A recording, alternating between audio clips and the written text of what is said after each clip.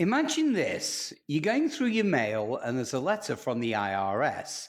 You open it and your stomach literally drops because they're claiming you owe thousands of dollars in unpaid taxes from over a decade ago.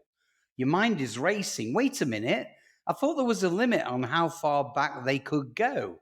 Can they really still collect this? And here's where it gets wild. Sometimes yes, and sometimes no. The IRS plays by its own set of rules, and those rules aren't always what you'd expect. They have loopholes and exceptions that allows them to dig up debts from years, even decades ago. And it gets even more complicated when you realize that the IRS can pause the clock, extend the deadlines, and in some cases, pursue you for back taxes forever. So the question is, how far back can the IRS really go to collect on taxes? Can they come after you for a debt from 15 or even 20 years ago? And more importantly, what can you do to protect yourself? So, just before we take a deep dive, it's imperative that you hit that like button and subscribe so that you get notified the minute we produce another game changing video that affects your finances.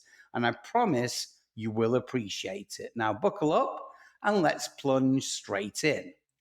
So, how far can the IRS really go to collect on tax debt?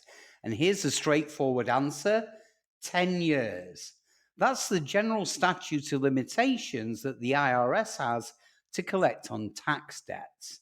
Now, this countdown starts from the date of assessment, which is when you file your tax return, or when the IRS files a substitute return on your behalf if you didn't file one. But and this is where it gets tricky.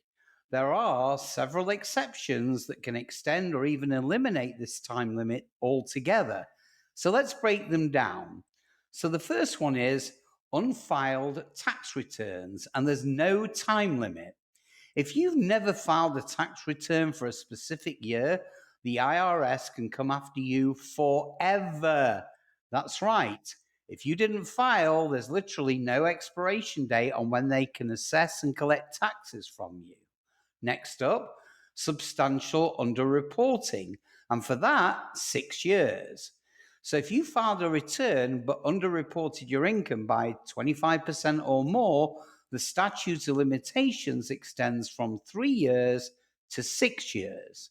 Next up, number three, tax fraud or evasion. And sadly, no limit. So if the IRS suspects you intentionally committed fraud or even tax evasion, it's game over. They can come after you no matter how much time has passed. Fourth one, foreign income. Again, no limit. Now, if you fail to report income from a foreign source, the statute of limitations is extended indefinitely. Now, even if you're thinking, okay, I'll just wait out the 10 years, it's not that simple. Certain actions can pause or toll the statute of limitations, giving the IRS even more time to collect. So, the first one on this list is filing for bankruptcy. Now, the collection clock stops during bankruptcy, but it resumes once the case is closed. Next up, an offer in compromise.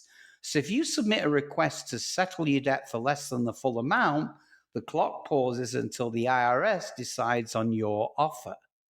Next up on this list is collection due process hearing. Now, if you request a hearing to dispute the debt, the clock pauses until the process is completed.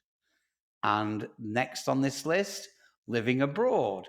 Now, if you're outside the US for an extended period, the IRS gets to stop the clock. Also included on this list, military service. So if you're serving in a combat zone, that will also pause the collection period. So if the IRS is knocking on your door, don't panic because there are several options available to handle your back taxes. The first of those is installment agreements. The IRS will let you pay your debt over time. Short-term plans, like 120 days or less, they have no setup fees, but Long-term plans may have fees depending on how you pay. Also on this list, an offering compromise. Now, this allows you to settle your debt for less than the full amount if, only if, you can prove you're financially unable to pay. Next up, currently not collectible status, or as we say, CNC. So if paying your debt would cause severe financial hardship, the IRS may temporarily suspend collection. Interest will still accumulate, but they won't pursue you. Also on this list, penalty abatement. So if you have a legitimate reason, like, say, a natural disaster or bad advice from a tax professional for not filing or paying, well, you can request to have the penalties removed. Now, here's the kicker. What if I told you there's a little known way to stop the IRS from pursuing you, even if you do owe them money? Well, stick with me because I'll reveal that in just a moment. So, if the 10-year statute of limitations has truly expired, congratulations. The IRS can no longer legally collect from you, but don't celebrate too soon. The IRS can still offset any future refunds to cover unpaid taxes, even after the statute of limitation expires. Now, if the IRS placed a lien on your property, the lien will stay in place even if the debt becomes uncollectible. If you can't afford to pay your tax debt and you do qualify for an offering compromise, well, that's the golden ticket. Why? Because the IRS would rather settle for something than get nothing, especially if they believe you genuinely can't pay the full amount.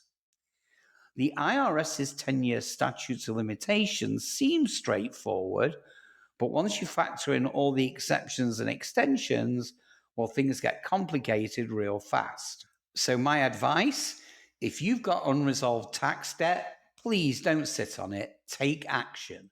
The very worst thing you can do is ignore it and hope it goes away because, unfortunately, with the IRS, it usually doesn't. And before you go, don't forget, hit that like button and subscribe, and drop a comment if you ever dealt with IRS issues or you have questions. So drop them below. I promise I'll respond. See you next time, guys.